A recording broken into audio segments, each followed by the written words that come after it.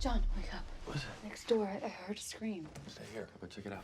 Hey, this is Alexander. And Jeanette from Haunting TV. And this is our review of Annabelle. Annabelle is the sequel prequel for the movie The Conjuring, directed by James Wan. And now he's produced by James Wan. And the director, John R. Leonetti, is more of a cinematographer, and really cool credits for that. Yeah, he was director of photography for The Conjuring, Insidious, and Sleepy Hollow, the TV series. So he understands imagery, so it's just really interesting to see his take on this. And I think he took the reins really well and really captured the same kind of spirit that I would say The Conjuring had. Definitely. It's definitely in the same universe as the rest of these tales. Because they've been making Insidious and Saw, well, James Wan directed Saw, but it's The Conjuring and all of these are in the same kind of universe, and they keep the same imagery. They really had very good use of sound and lighting and practical effects to achieve their scares, which I think is really great. I think this has now become their style. The audience is really used to it, and I think it's pretty fantastic and very effective. Absolutely. So starring in this movie is Annabelle Wallis as Mia, and we have Ward Horton as John, Tony Amendola, sorry if I mispronounced that, as Father Perez, and Alfre Woodward, who played Evelyn. And fun fact, she is also in True Blood as Ruby Jean Reynolds. And I personally feel that Annabelle Wallis as Mia was called Mia after Mia Farrow from the original film Rosemary's Baby. So this is kind of a very similar mother and child. In fact, there's a lot of imagery of Jesus and Mother Mary and dead Jesus in pretty much a lot of scenes in the film. Yeah, there's one specific prop that they kept adding in. There's in Father Perez's office, she's playing with the statue of Mary and Jesus, and then in the background in Evelyn's apartment, that same prop is kind of hidden next to a lamp.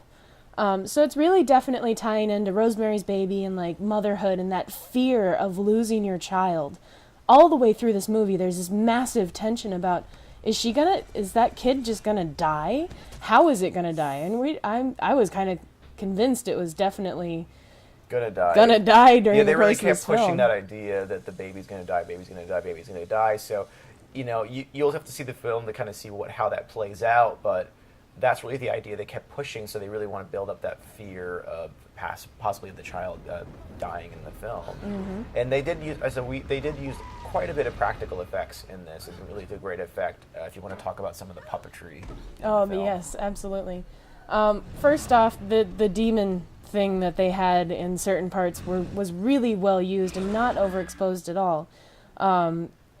They used it just enough. There was one scene in the basement that just absolutely creeped me out, and then the chase sequence where it just just enough was seen where you're like, oh my god, is it actually there? Not sure. Is that a shadow? Oh nope, it's right in front of me.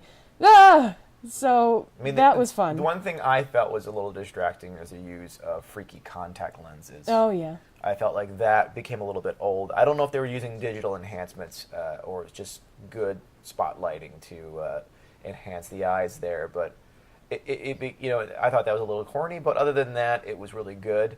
The gentleman who played the husband, I felt was kind of wooden, but I feel like that's not his fault as an actor. I felt like it was really kind of a directorial thing as far as not really giving his character much to do. It's true. They tried to get him out of the way as much as possible, which I think helped because it really focused in on the female line of the story,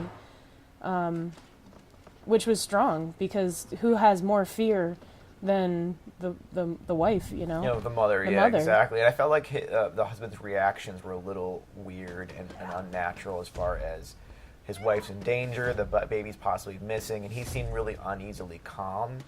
Mm-hmm. And I don't know if that was just a writing choice, basically, because you want to build tension and maybe there's something up with his husband. Is there something going on with him? Is there not? Is he having some kind of ominous intentions? I mean, maybe that was their idea of why they did that, but I thought it was just kind of odd. Yeah, but otherwise, this movie really did a pretty good job. The production design is incredible. The period elements are spot on, and it's just beautifully shot. I really enjoyed the visuals of this movie. The scares were good. I did enjoy those. I kind of wish I'd seen like more of the doll doing things. You know, they advertised the heck out of that doll and then just barely used it. You know, in one shot its head will be looking one way, and the next one it's looking somewhere else. And other than the rocking chair, which we've all seen, they're kind of waiting. Like I think they're waiting for for the second film to do more with the doll. But I think you wanted to talk a bit about the scale. Oh yeah, and the fact that doll was so much bigger than all of the other ones in this movie really bothered me. Like, come on, at least make it in the same scale as the rest of the dolls in the series. I mean, we really enjoyed it, and I think you will too. And we hope you enjoyed our review. Once again, this is Alexander and Jeanette from Haunting TV, and see you in your nightmares.